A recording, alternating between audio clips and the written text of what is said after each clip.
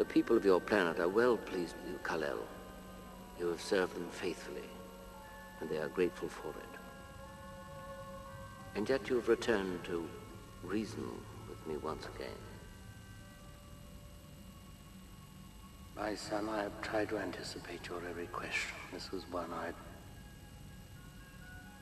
hoped you would not ask.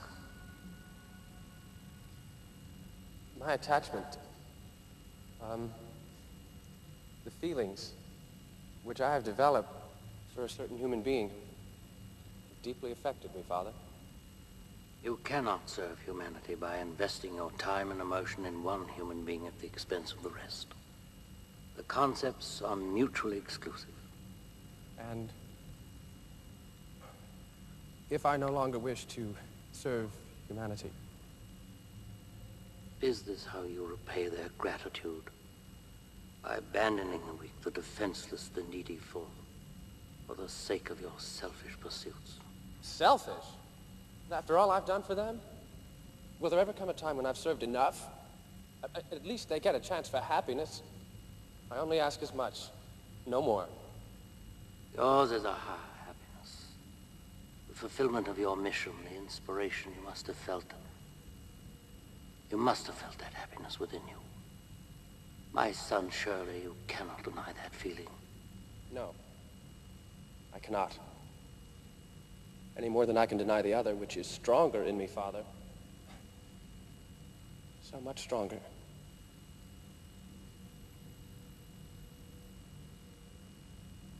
Is there no way then, Father?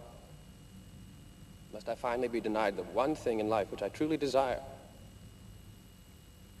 If you will not be Kal-El, if you will live as one of them, love their kind as one of them, then it follows that you must become one of them.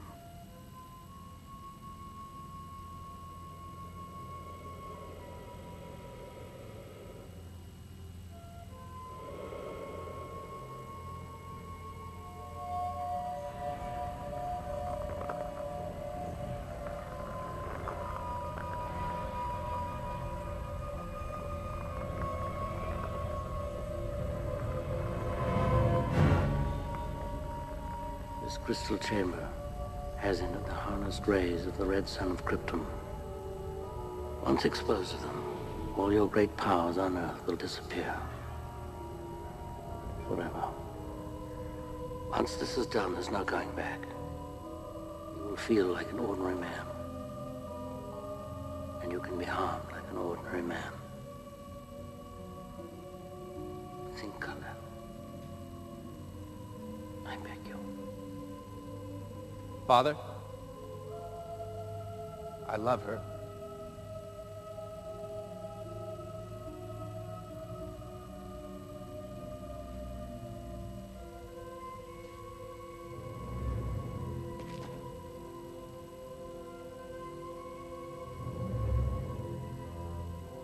Think, Kal-El.